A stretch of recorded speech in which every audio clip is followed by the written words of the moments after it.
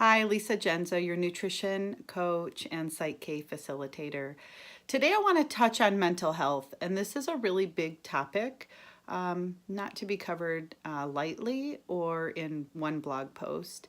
Not to minimize anyone's struggles, because where I'm at in my life now, I believe that we go through various struggles for soul growth, and those struggles take on different forms. But I also know that there is a link between our diet and our mental state.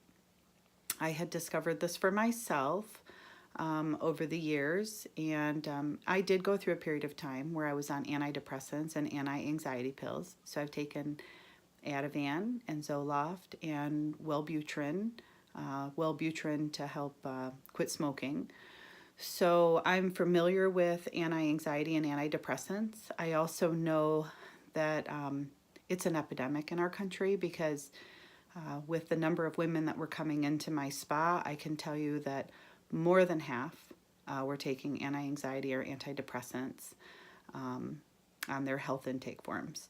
So I had discovered when I took away sugar, and now I read the book Sugar Blues probably around 2008, and it depressed me. I actually went and ate more sugar because I was so depressed at the damage that sugar was doing to me and my brain. And it took a long time for me to be able to wean myself off of sugar. I think I've read every book on the topic, Beat Sugar Addiction Now.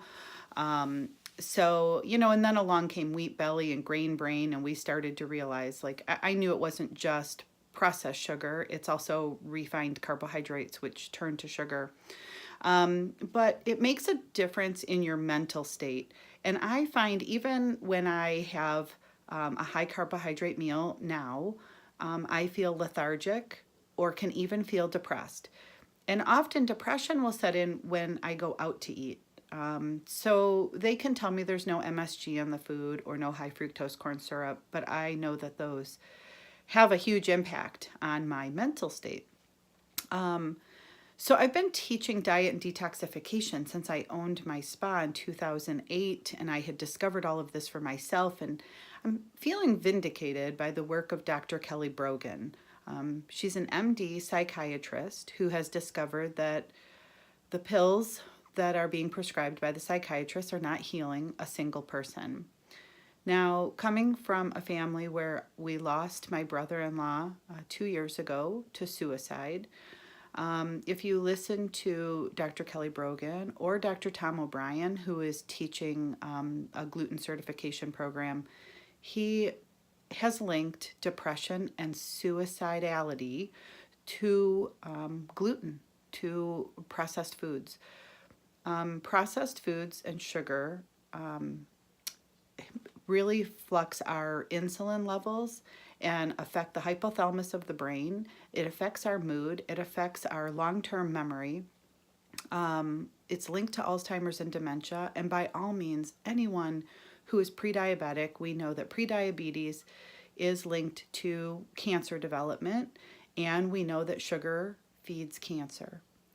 So anyone who is pre-diabetic or type 2 diabetic or already dealing with cancer or has had cancer should get off of all sugar immediately, and really should be looking at the ketogenic diet. But I know a lot of people struggling with mental health, and I just want to let you know that there is hope, and it really lies in our diet.